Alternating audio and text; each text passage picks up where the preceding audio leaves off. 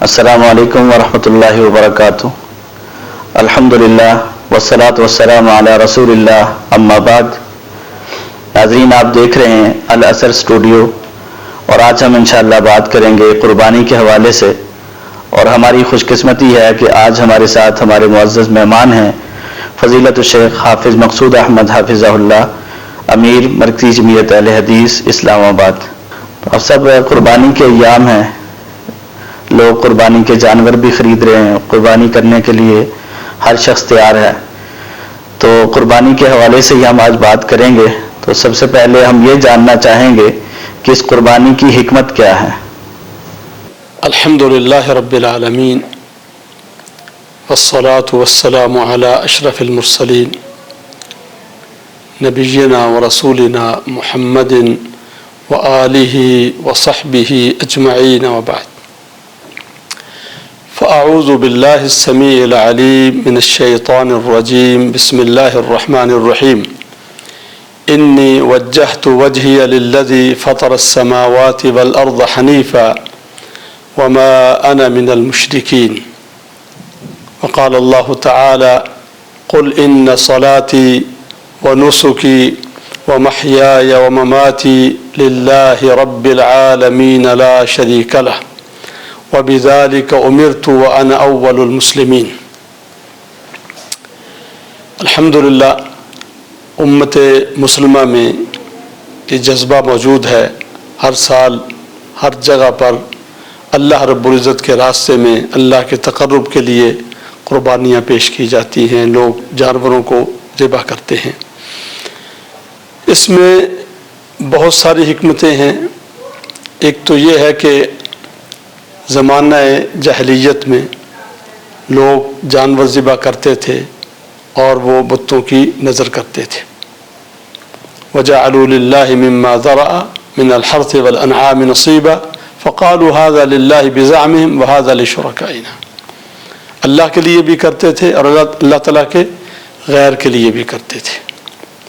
تو ہمیں یہ حکم دیا گیا ہے کہ ہم صرف اور صرف اللہ رب العزت کے لیے، اللہ کی رضا کے لیے جانوروں کو اس کے راستے میں قربان کریں۔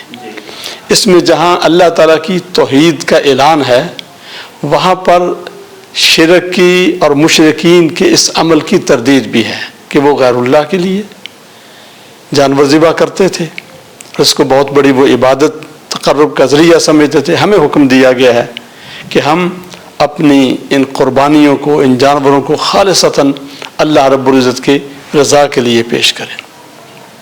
اور اس کے ساتھ ساتھ پھر اس میں اللہ تعالیٰ کے حکم کی تعمیل ہے، فَصَلِّ لِرَبِّكَ وَانْحَرْ۔ اللہ تعالیٰ نے حکم دیا ہے قربانی کا، ہم اللہ تعالیٰ کے حکم کی تعمیل کرتے ہیں۔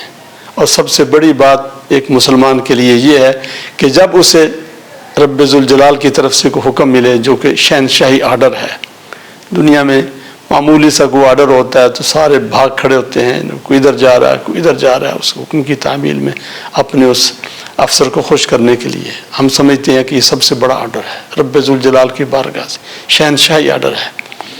فوری طور پر اور جذبے کے ساتھ، خلوص کے ساتھ اس کی تعمیل ہونی چاہیے۔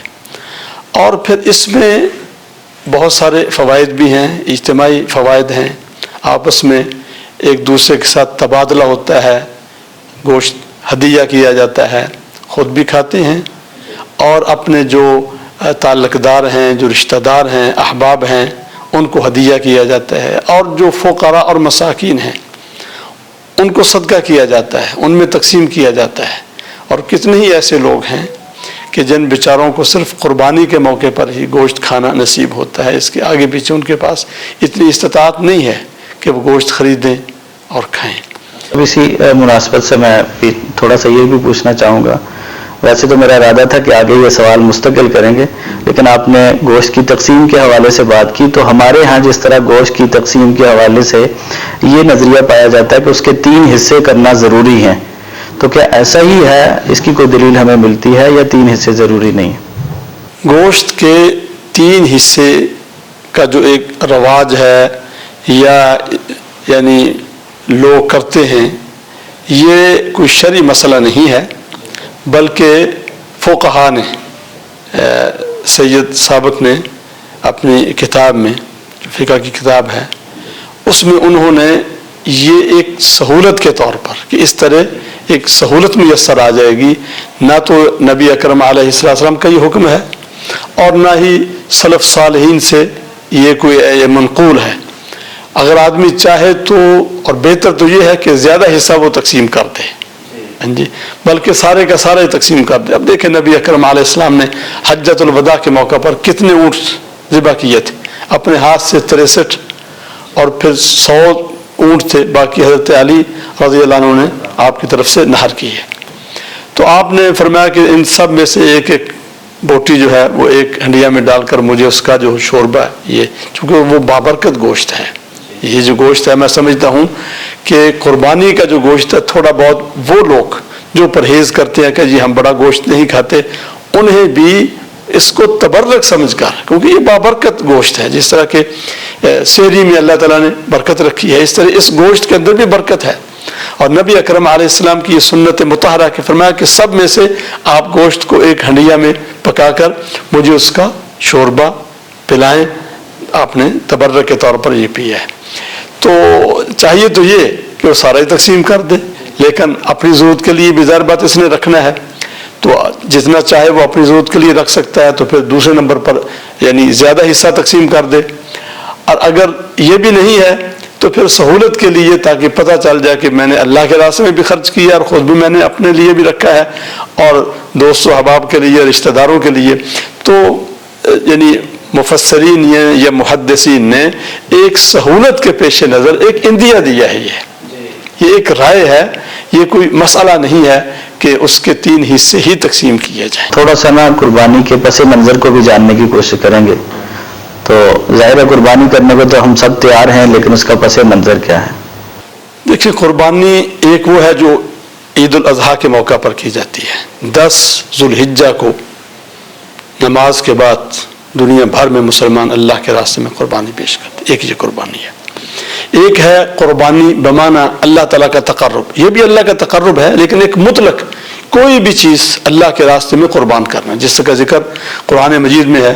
وَاتْلُ عَلَيْهِمْ نَبَأَ بَنِي آدَمَ بِالْحَقِّ إِذْ قَرَّبَا قُرْبَانًا فَتُقُبِّلَ مِنْ أَحَدِهِمَا وَلَمْ يُتَقَبَّلْ مِنَ الْآخَرِ.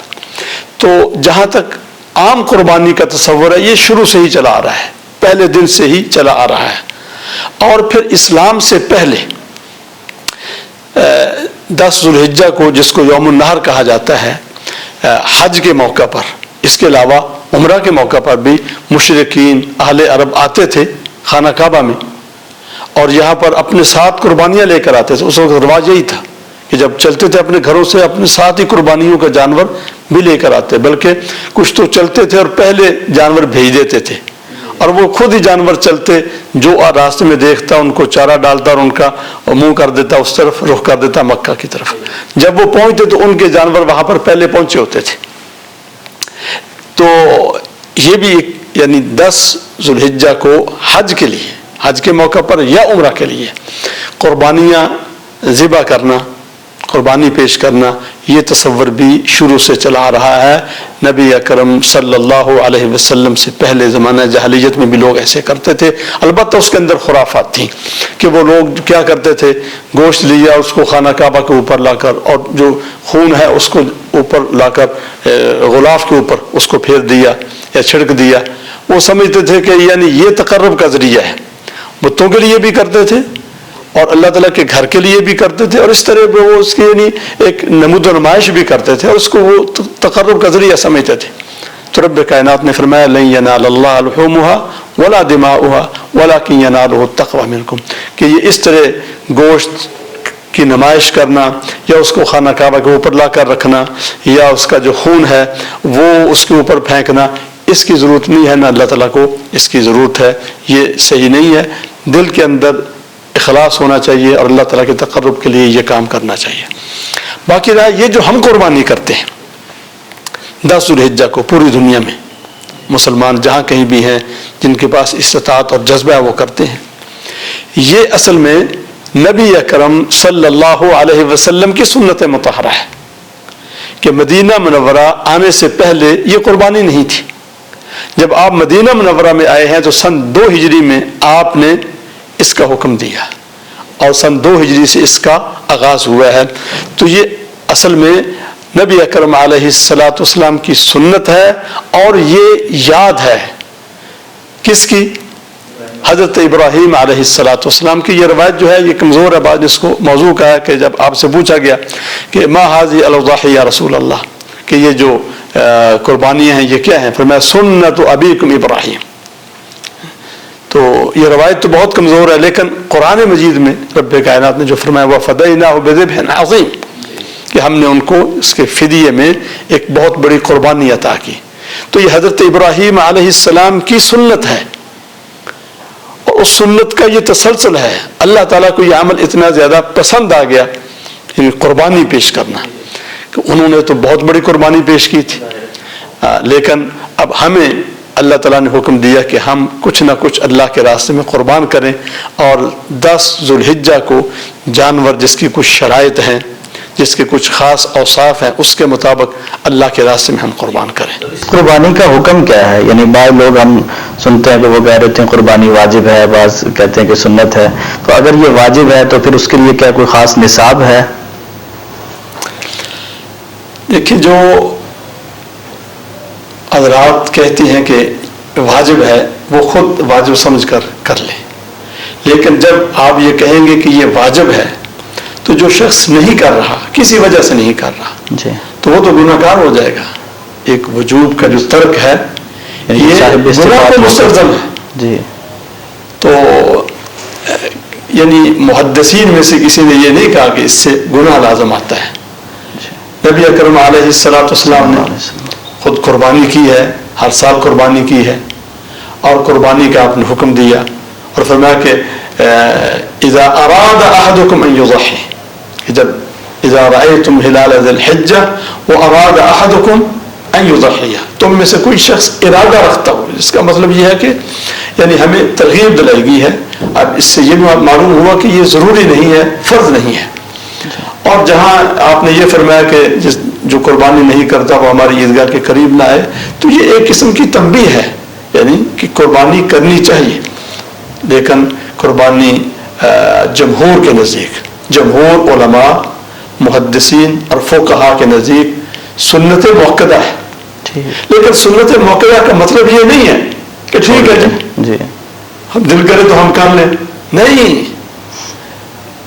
یعنی اللہ کے محبوب پیغمبر علیہ السلام نے جو ہر سال عمل کیا ہے، ہمیں تو اس عمل کے لیے اپنی جان چھڑکنی چاہیے. نبی اکرم علیہ السلام کی سنت پر عمل کرنے کے لیے جو کچھ ہم کر سکتے ہیں ہمیں کرنا چاہیے.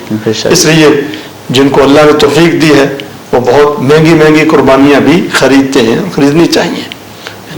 آپ نے ذکر کیا کہ قربانی کے مخصوص جانور، تو وہ کون کون سے جانور ہیں جنہیں قربانی کیا جا سکتا ہے، جو قربانی ہو سکتی ہے جن کی؟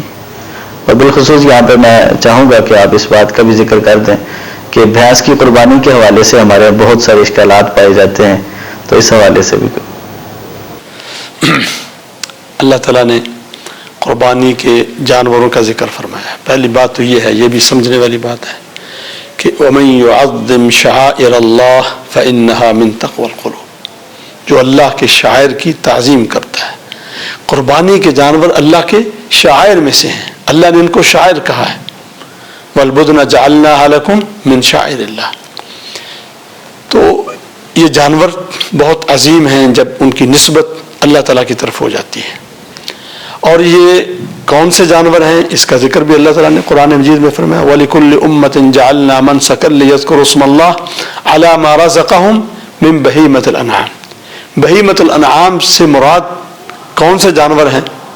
مفسرین نے جو ان کی تفسیر کی ہے، اور سورہ الانعام میں اللہ تعالیٰ نے جو 4 جانوروں کا ذکر کیا ہے، اونٹ کا ذکر کیا ہے، اور گائے کا ذکر کیا ہے، اور بکری کا ذکر کیا ہے، اور بھیڑ کا ذکر کیا ہے. تو ان میں سے، ان 4 میں سے جو بھی مذکر ہیں یا مؤنث ہیں ان کی قربانی کی جا سکتی ہے. ان کی جو شرائط ہیں ان کا آگے ذکر آئے گا کہ ان کی شرائط کیا ہیں. تو یہ ہیں بہیمۃ الانعام. اب ان میں جو ہے، جو بھینس ہے کیا یہ ان میں شامل ہے یا نہیں ہے؟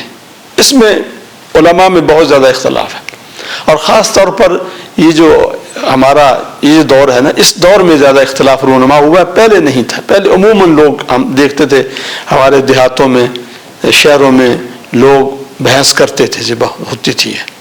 اب جا کر اس میں کافی اختلافات پیدا ہوئے ہیں۔ تو اصل بات یہ ہے کہ کیا بھینس بہیمۃ الانعام میں داخل ہے یا نہیں، یعنی جو قربانی کرنی ہے یہ کس کی کرنی ہے؟ بہیمۃ الانعام کی، ان جانوروں کی۔ تو جس طرح کے یعنی بہیمۃ الانعام میں شامل کیا گیا ہے دمبا، اس کا ذکر نہیں ہے قرآن مجید کے اندر، ہاں جی۔ اب دمبا جو ہے اس کی جنس بھی مختلف ہے، بکری یہ ایک جنس الگ ہے، بھیڑ یہ جنس الگ ہے سائنسی اعتبار سے بھی، اور جو دمبا ہے سائنسی اعتبار سے بھی یہ ایک الگ جنس ہے، اگرچہ اس کو شامل کرتے ہیں بھیڑ میں، لیکن نہیں، بھیڑ کی جنس الگ ہے اور اس کی جنس کیا ہے، ہر اعتبار سے وہ الگ ہے، لیکن اس کو اس میں شامل کر دیتے ہیں۔ اگر اس کو اس میں شامل کرتے ہیں قیاس کرتے ہوئے، تو ہم دیکھتے ہیں بازار میں جاتے ہیں ہم، تو جہاں پر گائے کا گوشت فروخت ہوتا ہے وہیں پر بھینس کا ہے، جو ریٹ کیا ہے گائے کا ہے وہی ریٹ کس کا ہے، بھینس کا ہے۔ تو یعنی ہمارے ہاں عرف عام میں بھی ان دونوں کو ایک ہی سمجھا جاتا ہے، اور اکثر فقہا نے، ابن منذر میں نے انہوں نے تو اس پر اجماع ذکر کیا ہے، اکثر فقہا کے نزدیک جو بھینس ہے یہ بہیمۃ الانعام میں داخل ہے، یعنی یہ جس طرح کے یہ دمبا ہے یہ بھیڑ کے ساتھ ہے، اس طرح جو بھینس ہے یہ گائے کے ساتھ ہے، بہیمۃ الانعام کے اندر داخل ہے، لہذا اس کی قربانی کرنا یعنی اکثر فقہا اور محدثین اور موجودہ اکثر علماء کے نزدیک، یعنی اختلاف کرنے والے اختلاف کرتے ہیں، اور ان کا حق ہے اختلاف کرنا، ہم یہ نہیں کہتے نا کسی پر تنقید کرتے ہیں، لیکن یہ ہے کہ اکثریت کے نزدیک یہ قربانی کی جاتی ہے۔ پھر دوسرا یہ ہے کہ جس مسئلے میں اختلاف ہے، کچھ اس کے جواز کے قائل ہیں، کچھ عدم جواز کے قائل ہیں۔ اب یہ نہیں ہے کہ یہ حرام ہے یا حرام حلال کا مسئلہ نہیں ہے، وہ کہتے ہیں کہ نہیں ان میں کرنی ہے، لیکن ایک بہت بڑی تعداد کہتی ہے کہ اس کی قربانی بھی ہو جاتی ہے۔ اب ہم نے یہ دیکھنا ہے کہ اس میں فائدہ کس چیز میں ہے اور آسانی کس چیز میں ہے۔ جب دیہاتوں میں بھینسیں میسر ہیں اور ذبح کی جاتی ہیں، اس میں لوگ شریک ہو جاتے ہیں، لوگوں کے لیے ایک آسانی ہے، پھر اس پہلو کو بھی مد نظر رکھنا چاہیے اور دیکھنا چاہیے، یسروا ولا تعسروا، کہ جتنی ہم آسانی پیدا کر سکتے ہیں اپنی طرف سے نہیں کر رہے، یعنی اس کی شرعی دلیل بھی موجود ہے کہ یہ بہیمۃ الانعام میں اس کو یعنی داخل کیا گیا ہے، چونکہ عرب کے علاقے میں، عرب سے مراد جو جزیرہ ہے اس میں بھینس کا وجود نہیں تھا، لیکن جو دوسرے علاقے ہیں مثلا مصر ہے وہاں پر بھینس ہوتی ہے، اور مصر کے جو علماء ہیں وہ بھینس کی قربانی کے جواز کے قائل ہیں۔ اس طرح ہمارے علاقے میں بحث ہوتی ہے ادھر ہمارے، لیکن ہمارے ہاں بہت زیادہ اختلاف ہے۔ میں سمجھتا ہوں کہ شاید دوسرے علاقوں میں اتنا اختلاف نہیں ہے جتنا ہمارے ہاں اختلاف ہے۔ اور یہاں پر یعنی اذراہ تفنن، میں نے تو ایک جگہ پر یہ بحث ہو رہی تھی، میں نے کہا بھی جو بھینسا بیچارہ ہے نا یہ اس پر ظلم ہوتا ہے، ایک تو اس کی قربانی بھی تم کر لیتے ہو، کیونکہ اب جو کہتے ہیں کہ نہیں وہ تو نہیں کرتے، جو کرتے ہیں وہ کیا ہے وہ تو کر لیتے ہیں، قربانی بھی کرتے ہیں اور پھر اس بیچارے کی مذمت بھی کرتے ہیں، کہتے ہیں کہ قربانی جائز نہیں ہے، تو اس پر دوہرا ظلم ہو رہا ہے۔ اگر اس بیچارے کو یعنی زبان میں لینا تو وہ تبصرہ کرے بھی ایک کام پھر چھوڑ دو، تنقید چھوڑ دو یا قربانی کرنی چھوڑ دو۔ اب سب یہ جو جانور ہیں ان میں کس قسم کے عیوب ایسے ہیں کہ جن کی وجہ سے قربانی نہیں کر سکتے؟ یہ تو ہمیں پتہ چلا کہ بہیمۃ الانعام کی قربانی ہو سکتی ہے، تو اب ان میں کوئی ان کی مخصوص عمر ہے، کون سے عیوب ہیں جن سے بچنا ضروری ہے؟ اللہ تعالیٰ نے قرآن مجید میں فرمایا لن تنالوا البر حتى تنفقوا مما تحبون، کہ جو چیز تم کو محبوب ہے، اچھی لگتی ہے، پیاری ہے اللہ کے راستے میں وہ خرچ کرو۔ اصل نیکی، بعض نے البر کا معنی جنت بھی کیا ہے کہ تم جنت کو تب حاصل کر سکو گے اپنی پسندیدہ چیز کو خرچ کرو۔ چونکہ قربانی کا جانور اللہ کے شاعر میں سے ہے اور اس کی تعظیم کا ہم کو حکم دیا گیا، وَمَن يُعَظِّمْ شَعَائِرَ اللَّهِ فَإِنَّهَا مِن تَقْوَى الْقُلُوبِ، حتیٰ کہ اللہ تعالیٰ نے یعنی جہاں ان کا ذکر کیا تو کیا کہا فَاذْكُرُوا اسْمَ اللَّهِ عَلَيْهَا صَوَافَ فَإِذَا وَجَبَتْ جُنُوبُهَا، یعنی ان کا صفوں میں کھڑا ہونا اللہ نے اس کا بھی ذکر کیا ہے. اور ان کا زمین پر گرنا یہ ایک تفصیل ہے, قرآن مجید میں بہت اختصار ہوتا ہے, لیکن میں سمجھتا ہوں کہ یہ جو چیزیں بیان کی جا رہی ہیں نا, یہ یعنی ان جانوروں کی تعظیم کی طرف اشارہ ہے کہ اللہ تعالیٰ کے ہاں ان جانوروں کی اتنی اہمیت ہے کہ ان کے کھڑے ہونے کا بھی اللہ نے ذکر فرمایا. ان جانوروں کا جب ذبح ہوتے ہیں تو زمین پر گرتے ہیں, اللہ نے اس کا بھی ذکر کیا. لہذا پہلی بات تو یہ ہے کہ یہ جانور اچھا ہونا چاہیے, پسندیدہ ہونا چاہیے, اور خاص طور پر جو عیوب ہیں ان سے یہ پاک ہونا چاہیے. عیوب کے بارے میں حضرت براء بن عازب رضی اللہ عنہ ان کی ایک روایت ہے جس کو سنن میں, سنن ابی داود میں, ترمذی میں, ابن ماجہ میں اور مسند احمد بن حنبل میں اس کو روایت کیا گیا ہے کہ نبی اکرم علیہ السلام نے فرمایا کہ 4 قسم کے جانور جو ہیں ان کی قربانی جائز نہیں ہے. العوراء بین عورها, وہ بھینگا جانور جس کا بھینگا پن بالکل ظاہر ہو, جی, اس کی قربانی جائز نہیں ہے. العرجاء بین عرجها, لنگڑا جانور کہ جس کا لنگڑا پن کیا ہے ظاہر ہو. المریضہ بین مرضها, بیمار جس کی بیماری ظاہر ہو. اور چوتھے نمبر پر والکثیرہ التی لا تنقی, بڑی عمر کا, بہت بوڑھا یا لاغر, اگر بوڑھا نہیں بھی ہے لیکن اتنا لاغر ہے, کمزور ہے, جس کے اندر مخ نہیں ہے, جس کے اندر چربی نہیں ہے, تو ان 4 قسم کے جانوروں کی قربانی سے آپ نے منع کیا کہ ان کو ذبح نہ کیا جائے. اس کے علاوہ بھی آپ نے فرمایا کہ اس کی خوبصورتی کو دیکھا جائے. ایک یہ کہ جانور موٹا تازہ ہے, ٹھیک ٹھاک ہے, لیکن اس کی جو خوبصورتی ہے وہ کسی عیب کی وجہ سے متاثر ہو رہی ہے, وہ دیکھنے میں بھی خوبصورت ہونا چاہیے. جیسا کہ نبی اکرم علیہ السلام خوبصورت جانور کو پسند کرتے تھے, جو یعنی جس کا آنکھیں جس کی کالی ہوتی تھیں, ٹانگیں جس کی کالی ہوتی تھیں, سفید رنگ والا لیکن اس کے اندر کالے نشانات ہوتے تھے, وہ زیادہ خوبصورت لگتا ہے, آپ اس کو ذبح فرماتے تھے. اسی طرح یعنی وہ جانور کہ جس کا کان کٹا ہوا ہے, سینگ کہ جو بدنما نظر آئے, ایک ہے تھوڑا بہت کٹا ہوا ہے, جی لوگ پوچھتے ہیں تھوڑا سا کان کٹا ہوا ہے تو کوئی حرج کی بات نہیں ہے, اگر تھوڑا سا سینگ ٹوٹا ہوا ہے تو کوئی حرج کی بات نہیں ہے. یعنی یوں سمجھیے کہ اگر آدھا کٹا ہوا ہے یا آدھے کے قریب ہے یا وہ بہت بدنما نظر آ رہا ہے تو اس کی قربانی جائز نہیں ہے. یہ حضرت علی رضی اللہ عنہ کی روایت ہے, ابن ماجہ میں اور مسند احمد بن حنبل میں اور ترمذی میں, جامع ترمذی میں امام ترمذی نے اس کو روایت کیا ہے. آپ نے فرمایا ان نستشرف العین والاذن, ہم آنکھوں کو بھی اچھی طرح دیکھ لیں اور ان کے کانوں کو بھی اچھی طرح دیکھ لیں. ولا نضحی بعوراء ولا مقابلہ ولا مدابرہ ولا خرقہ ولا شرقہ, کان آگے سے کٹا ہوا ہے, پیچھے سے کٹا ہوا ہے, کان کے اندر کوئی بڑا سوراخ ہے, چھوٹے سوراخ بعض دفعہ ہوتے ہیں جو چرتے ہیں کانٹے لگ گئے, وہ کوئی حرج کی بات نہیں ہے, کوئی بڑا سوراخ ہے اس کے اندر, یا یہ ہے کہ کان اندر سے چیرا ہوا ہے, جی, تو یہ جانور جو ہیں ان کی قربانی کرنے سے آپ نے منع فرمایا ہے. ہر وہ عیب جو اس کا ظاہر ہو, یعنی یہ چیزیں تو بیان کر دی گئی ہیں نا, اور ہو سکتا ہے کہ اس کے علاوہ کوئی ایسا اس کے اندر عیب ہے جو یعنی اس زمرے میں نہیں آتا, لیکن اس طرح وہ قربانی کے جانور کو دیکھنے میں یہ عیبدار وہ بنا دیتا ہے, اس سے بھی اجتناب کرنا چاہیے. یعنی جانور اچھا ہونا چاہیے, سلیم ہونا چاہیے, صاف ستھرا ہونا چاہیے اور بھلا ہونا چاہیے, موٹا تازہ ہونا چاہیے.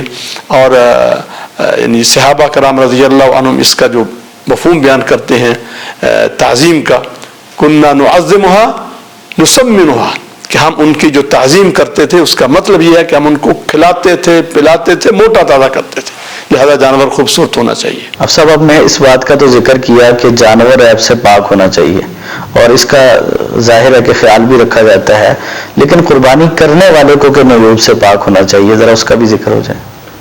سب سے پہلی بات تو یہ ہے کہ اپنا عقیدہ درست ہونا چاہیے, جو میں نے شروع میں آیات پڑھی ہیں جس کا تعلق قربانی کے ساتھ بھی ہے.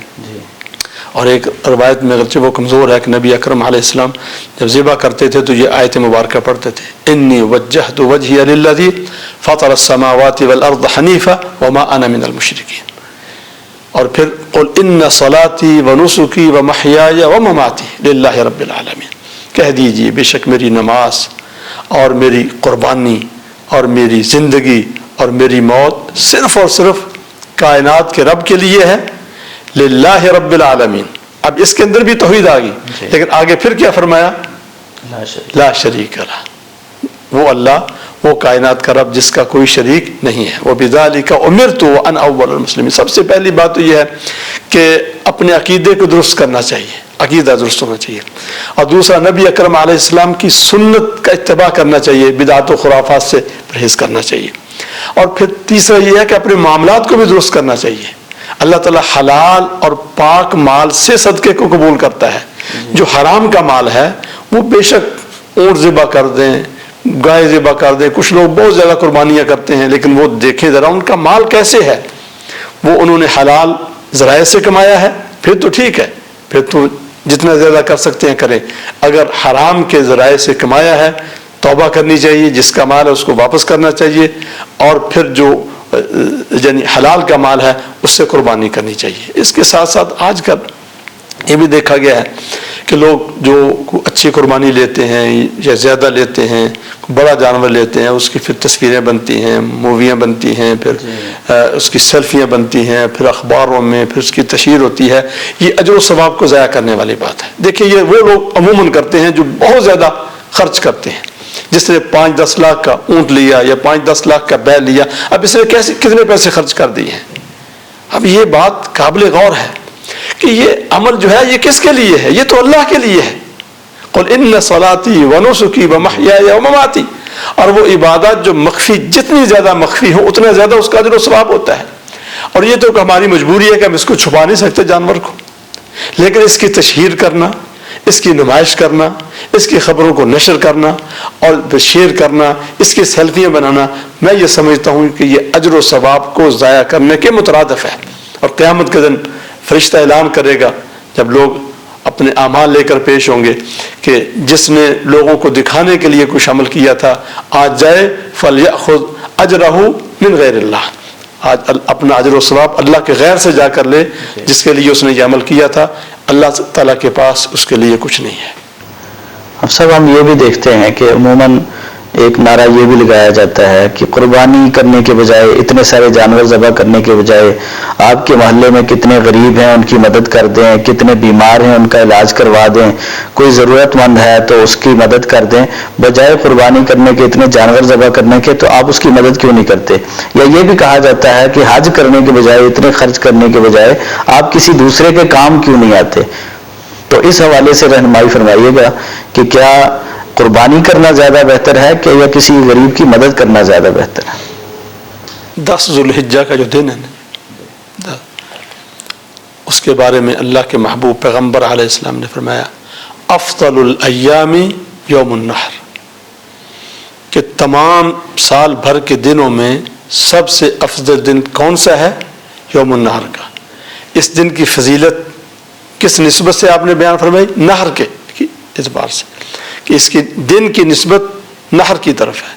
قربانی کا دن سال بھر کے دنوں میں سب سے افضل دن ہے، تو جب یہ قربانی کا دن ہے اور اس دن کی فضیلت قربانی کی وجہ سے ہے، تو 10 ذو الحجہ کو ایک شخص غریبوں میں، فقراء میں، مساکین میں، یتیموں میں، بیواؤں میں مثال کے طور پر 1 کروڑ روپیہ تقسیم کرتا ہے، 1 کروڑ روپیہ، اور دوسرا شخص ایک کوئی جانور ان شرائط کے مطابق، یا وہ بھی میسر نہیں ہے، ایک شخص اپنی استطاعت کے مطابق 28,000 کا وہ حصہ ڈالتا ہے ایک بیل میں، اور ایک شخص 1 کروڑ روپے یتیموں میں، غریبوں میں تقسیم کر دیتا ہے، تو ان میں سے کس کو زیادہ ثواب ملے گا؟ آج جس نے اللہ کے محبوب پیغمبر علیہ السلام کی سنت مطہرہ پر عمل کیا ہے، جس نے سنت کو زندہ کیا ہے، جس نے نبی اکرم علیہ السلام کے حکم کو فالو کیا ہے، کیونکہ عبادات کے لیے جو اوقات اور جو جگہیں متعین کر دی گئی ہیں، جو چیزیں متعین کر دی گئی ہیں، ان کے مطابق عبادت کرنا یہ سب سے زیادہ اجر و ثواب کا باعث ہے۔ تو اس دن 10 ذوالحجہ کو اللہ کے راستے میں قربانی کرنے کے اجر و ثواب کو کوئی دوسرا عمل نہیں پہنچ سکتا، جتنا چاہے آدمی کر لے، لہذا قربانی کریں۔ باقی رہا یہ جو جذبہ ہے کہ جی غربا فقراء کی مدد ہونی چاہیے، وہ مدد کریں اپنی طرف سے، وہ سارا سال ہوتی رہتی ہے۔ یہ تو نہیں ہے کہ غربا فقراء پر لوگ خرچ نہیں کرتے، صرف سال بھر میں ایک قربانی کرتے ہیں، رمضان کے مہینے میں لوگ زکوٰۃ نکالتے ہیں، وہ کس پر خرچ ہوتی ہے؟ فقراء اور مساکین پر خرچ ہوتی ہے۔ اس کے علاوہ جو صلہ رحمی کا ہمیں حکم دیا گیا ہے، اور ہمیں یہ حکم دیا گیا کہ جو شخص اللہ کے راستے میں مال صدقہ کرتا ہے اس کے مال میں کمی نہیں آتی، اللہ تعالیٰ اس کو دنیا میں زیادہ مال دیتا ہے۔ اللہ نے فرمایا کہ مجھ کو قرض دو، اس سے مراد اللہ کے راستے میں خرچ کرنا، جہاد کے راستے میں اور نیکی کے راستے میں خرچ کرنا، یہ سب کچھ آ جاتا ہے، یعنی اس پر پابندی نہیں ہے، اور لوگ خرچ کرتے بھی ہیں۔ جو قربانی کرتے ہیں حقیقت میں قربانی کرنے والے لوگ ہی زیادہ غریبوں فقراء اور مساکین پر خرچ کرتے ہیں۔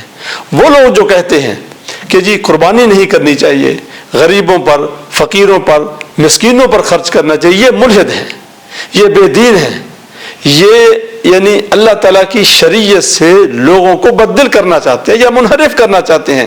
یہ غریبوں پر بھی خرچ نہیں کرتے، یہ غریبوں کا مال ہڑپ کرتے ہیں، یہ کرپشن کرتے ہیں، یہ رشوتیں لیتے ہیں، یہ لوگوں کا مال غصب کرتے ہیں، یہ حرام کی کمائی کماتے ہیں، اس سے اپنی بلڈنگیں بناتے ہیں، گاڑیاں خریدتے ہیں، جائیدادیں خریدتے ہیں۔ یہ دین کے دشمن ہیں، اور یہ لوگوں کو بھی نیکی سے روکتے ہیں، اور یہ انسانیت کے بھی دشمن ہیں۔ یہ غربا فقراء مساکین اور یتیموں کے بھی دشمن ہیں، جو یہ کہتے ہیں کہ ان پر خرچ کرنا چاہیے، بھی تم خرچ کرو، تمہیں کوئی روکتا ہے؟ تو وہ لوگ جو قربانی کرتے ہیں، قربانی سے جذبہ پیدا ہوتا ہے۔ قربانی کا مطلب کہ اللہ کے راستے میں چیزیں خرچ کرنا، غربا فقراء مساکین پر مال جو وہ بھی اللہ کے راستے میں خرچ کرتے ہیں۔ جو قربانی کرے گا اس کی ایک ریہرسل ہو جائے گی، اس کے اندر ایک جذبہ پیدا ہوگا، اس کا ایمان بڑھے گا۔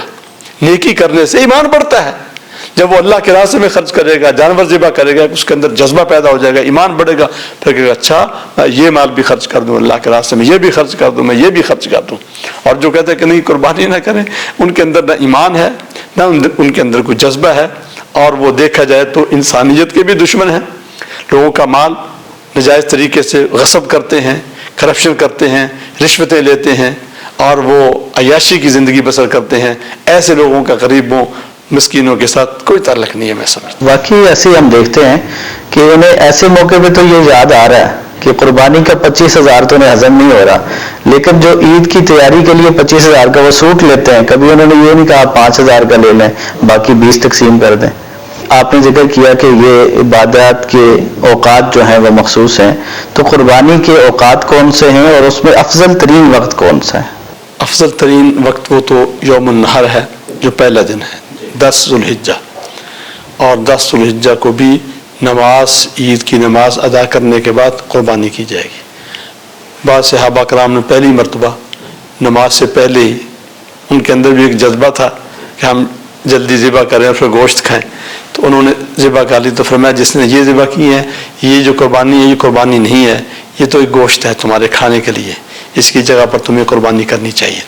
افضل دن وہ تو 10 ذوالحجہ کا دن ہے، اور پھر اس کے بعد دن کے وقت، رات کے وقت جب چاہے قربانی کی جا سکتی ہے، اس کے لیے پھر کوئی پابندی نہیں ہے۔ اس وقت جب آغاز ہوا نماز عید کے بعد سے کسی بھی وقت پھر قربانی کی جا سکتی ہے۔ اس کے جو ایام ہیں وہ قربانی کے دن کے بعد 3 دن ہیں، اور وہ کون سے دن ہیں؟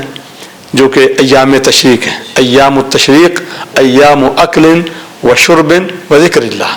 ایام تشریق کھانے کے، پینے کے اور اللہ کے ذکر کے دن ہیں، اور یہ جمع کا صیغہ ہے، اور ایام تشریق 11، 12 اور 13 ہیں، یہ 3 دن ہیں۔ بعض کے نزدیک 2 دن ہیں، لیکن اکثر محدثین اور فقہا کے نزدیک 3 دن قربانی کے ہیں، یعنی 11 10 کے بعد 10 کا افضل دن ہے، 11 12 13 کی عصر کی نماز تک قربانی کی جا سکتی ہے۔ اور پھر اس کی ایک دلیل یہ بھی ہے کہ یہ منا کے جو ایام ہیں یہ قربانی کے ایام ہیں۔ نبی اکرم علیہ السلام نے جب حج فرمایا تھا، حج الوداع، اور وہ آپ کا حجۃ الوداع ایک ہی حج تھا، وہ پہلا بھی تھا اور آخری بھی تھا، تو آپ نے صحابہ کرام کو تو اجازت دے دی، فمن تعجل فی یومین فلا اثم علیہ ومن تأخر فلا اثم علیہ، کہ جو 12 کو کنکریاں مار کر جانا چاہتا ہے وہ چلا جائے، اور جو رہنا چاہتا ہے 13 تک تو وہ 13 تک رہے ادھر. لیکن خود نبی اکرم علیہ الصلاۃ والسلام نے منا میں جو وقوف فرمایا ہے وہ 13 تک کا فرمایا ہے. یہ ایام تشریق میں سے ہے، اور یہ جو ایام منا ہے یہ قربانی کے ایام ہیں. تو آپ نے 13 تک وہاں پر وقوف فرمایا ہے، 13 تک قربانی کی جا سکتی ہے. سب عام طور پہ لوگ یہ بھی سوال کرتے ہیں کہ کیا میت کی طرف سے قربانی کر سکتے ہیں؟ مثلا کسی کا والد فوت ہو گیا ہے تو وہ ہر سال اپنی طرف سے بھی قربانی کرتا ہے اور اپنے والد کی طرف سے بھی قربانی کرتا ہے، تو کیا ایسا کرنا شرعاً ٹھیک ہے؟ ہاں، اگرچہ اس مسئلے میں بھی علماء کا اختلاف ہے، اور وہ بھی جیسے کہا کہ اس زمانے میں جو ہمارا دور ہے اس میں اب چونکہ لوگ سرچ کرتے ہیں، نیٹ سے چیزیں تلاش کرتے ہیں تو بہت کچھ مل جاتا ہے، نیٹ سے سب کچھ مل جاتا ہے. لیکن اکثریت علماء کی اور فقہا کی وہ میت کی طرف سے قربانی کو جائز سمجھتی ہے. جیسا کہ روایت تو کمزور ہے، حضرت علی رضی اللہ عنہ کی جو روایت ہے کہ وہ ہر سال نبی اکرم علیہ السلام کی طرف سے قربانی کیا کرتے تھے، اور یہ روایت تو صحیح ہے، بخاری کی روایت ہے. نبی اکرم علیہ السلام نے خود قربانی فرمائی، اللہم تقبل من محمد و آل محمد و من امت محمد. امت محمد میں زندہ فوت شدگان سارے کے سارے آ جاتے ہیں. یہ روایت صحیح مسلم کی ہے، اور جامع ترمذی اور مسند احمد کی روایت میں ہے کہ ضحى بکبش اقرن وقال هذا انی وعمن لم يضح من امتی. آپ نے ایک میٹھا زیبا فرمایا یہ میری طرف سے ہے، اور میری امت میں سے جس نے قربانی نہیں کی یہ اس کی طرف سے. اس میں بھی زندہ بھی ہیں اور فوت شدگان بھی ہیں. تو یہ عمومی دلائل ہیں. دیکھیں، ہر مسئلہ خاص دلیل سے ثابت نہیں ہوتا. بہت سارے مسائل ایسے ہیں جن کی خاص دلیل نہیں ہے، عمومی دلائل سے ہم استدلال کرتے ہوئے ان پر عمل کرتے ہیں. اسی طرح اگر عمومی دلائل کو دیکھا جائے تو میت کی طرف سے قربانی کا جواز نکلتا ہے. اب اس کے اندر اب دیکھا جائے، جب ایک طرف جواز بھی ہے، کچھ ایسے ہیں تھوڑے ہیں اگرچہ تعداد میں عدم جواز کے قائل ہیں. اب دیکھا جائے تو اس میں یعنی فائدہ کس چیز میں ہے؟ اب جو فوت شدگان ہیں ان کو بھی ضرورت ہے کہ پیچھے سے اجر و ثواب ملے، صدقہ جاریہ ان کی طرف سے کو کرے. ہاں جی، ان کے حق میں بھی بہتر ہے. اور جو گوشت ہے، ظاہر بات ہے بہت سارے لوگ ایسے ہیں جو والدین کی طرف سے کرتے ہیں نا، وہ یعنی جن اداروں میں کرتے ہیں کہتے ہیں ٹھیک ہے جی یہ گوشت آپ تقسیم کرتے ہیں. عموماً وہ لوگ گھروں میں گوشت نہیں لاتے، باہر ہی تقسیم کر دیتے. اگر گھروں میں بھی لے تو وہ تقسیم کریں گے، کچھ رکھیں گے کچھ تقسیم کریں گے. بعض کہتے ہیں جی وہ کھانا نہیں چاہیے، وہ صدقہ کرنا چاہیے. اس کی بھی کوئی دلیل نہیں ہے. جب آپ نے قربانی کی ہے تو قربانی کا جانور ذبح کیا ہے تو اس میں سے آپ کو بھی کھانا چاہیے. یہ جیسے میں نے کہا کہ یہ بابرکت جانور ہے، آپ بھی اس میں حصہ دار بنے کھائیں، دوسروں کو بھی کھلائیں. اب اس میں فائدہ کیا؟ امت کا فائدہ ہے، غریبوں کا فائدہ ہے، مساکین کا فائدہ ہے. زندوں کا بھی فائدہ ہو گیا اس میں کہ ان کو گوشت مل گیا، اور مردوں کو بھی فائدہ ہو گیا کہ ان تک یہ یعنی اجر و ثواب پہنچ گیا. تو جس کے اندر دیکھا جائے کہ ایک سہولت ہے، ایک فائدہ ہے، تو خام خواہ اس کے اوپر آبزرویشن لگانا اور پھر کہنا کہ نہیں اس کی خاص دلیل چاہیے. اب خاص دلیل، ہر مسئلے کی خاص دلیل نہیں ملتی کہ اس کی وہ ڈھونڈ کر لائی جائے کہ نبی اکرم علیہ السلام نے کہا ہو کہ میت کی طرف سے قربانی کرنا جائز ہے یا کر سکتے ہو. یہ خاص ایسی دلیل تو ہمارے پاس نہیں ہے. ہم تو عمومی دلائل سے ہی یعنی ایک استنباط کرتے ہیں اسی سے کہ قربانی کرنا جائز ہے. اب سب ہم دیکھتے ہیں کہ بڑے جانور میں گائے وغیرہ میں 7 حصے رکھے جاتے ہیں اور 7 حصے اس کے کیے جاتے ہیں. قربانی ہی والے ہیں تو وہ تو سب کے سامنے واضح ہے بات، لیکن کیا اس میں کوئی عقیقے کے حصے بھی رکھے جا سکتے ہیں کہ کسی نے عقیقہ کرنا ہے بچوں کا تو اس نے پورا جانور لے لیا، اس میں سے کچھ حصے عقیقے کے نام کے کر لیے اور کچھ قربانی کے نام کے، تو کیا ایسا کیا جا سکتا ہے؟ نہیں، چونکہ اللہ تعالیٰ نے اس کے بارے میں فرمایا وَالْبُدْنَ جَعَلْنَاهَا لَكُم مِّن شَعَائِرِ اللَّهِ. یہ شاعر ہے، یہ ایک مخصوص ہو گیا ہے. دیکھیں اس کے علاوہ جتنے بھی جانور ہیں وہ عام ہیں. کوئی بھی جانور آپ ذبح کرتے ہیں وہ عام جانور ہے، اور یہ جانور کیا ہے؟ یہ خاص ہے. جب یہ جانور خاص ہو گیا، اس کو اللہ نے اپنے شاعر میں سے ایک شاعرہ قرار دے دیا. اب اس میں اور کا حصہ شامل میں سمجھتا ہوں کہ نہیں کیا جا سکتا. بعض وہ کہتے ہیں جی کہ وہ کر لیا جائے. احناف کے نزدیک وہ کہتے ہیں کہ ٹھیک ہے، لیکن قرآن مجید کی اس آیت مبارکہ سے وَالْبُدْنَ جَعَلْنَاهَا لَكُمْ مِنْ شَعَائِرِ اللَّهِ، اس سے صاف طور پر ظاہر ہوا. اور پھر دوسرا کہ سلف صالحین میں یہ چیز معتاد بھی نہیں ہے، معروف نہیں ہے کہ ان کے ہاں حصہ ہوتا ہو، یعنی اس میں عقیقے کا حصہ ہوتا. پھر دوسری بات یہ ہے کہ قربانی کے دن تو مخصوص ہیں. اب عقیقہ کرتے ہیں کہ 4 سال پہلے کوئی بچہ پیدا ہوا ہے، تو عقیقے کی تو مخصوص ایام ہے نا، 7واں دن ہے یا 14واں دن ہے، ان دنوں میں وہ عقیقہ کیا جائے گا. لہذا اس کے ساتھ وہ میچ کر سکتا بھی نہیں ہے. وہ دیکھا جائے تو وہ عقیقہ بنتا ہی نہیں ہے، یعنی وہ ایک صدقہ ہے، آپ صدقہ کر رہے ہیں، وہ عقیقہ نہیں ہے. لیکن لوگ اس کو شامل کر دیتے ہیں. میں سمجھتا ہوں کہ یہ نہیں کرنا چاہیے. قربانی کا جانور اللہ تعالیٰ کے شاعر میں سے ہے، وہ اللہ کے لیے مخصوص کر دیا گیا ہے. اس کی خاص علامات ہیں، جو اس کی علامات ہیں وہ عقیقے والے جانور کی نہیں ہیں. بعض کہتے ہیں اس کو قیاس کرتے ہیں، لیکن میں یہ سمجھتا ہوں کہ جو شرائط اس جانور کی ہیں، قربانی والے جانور کی، وہ اس کی نہیں ہیں. لہذا عقیقے کے یا صدقے کے کوئی کی نیت سے اور حصہ ڈالنا، یہ اس کے اندر میں سمجھتا ہوں کہ جائز نہیں ہے. اس کو خالصتاً قربانی کے لیے ہی مخصوص رکھنا چاہیے. اس کی ایک انفرادیت ہے، اس کا ایک مقام اور مرتبہ ہے، اس کو ملحوظ خاطر رکھنا چاہیے.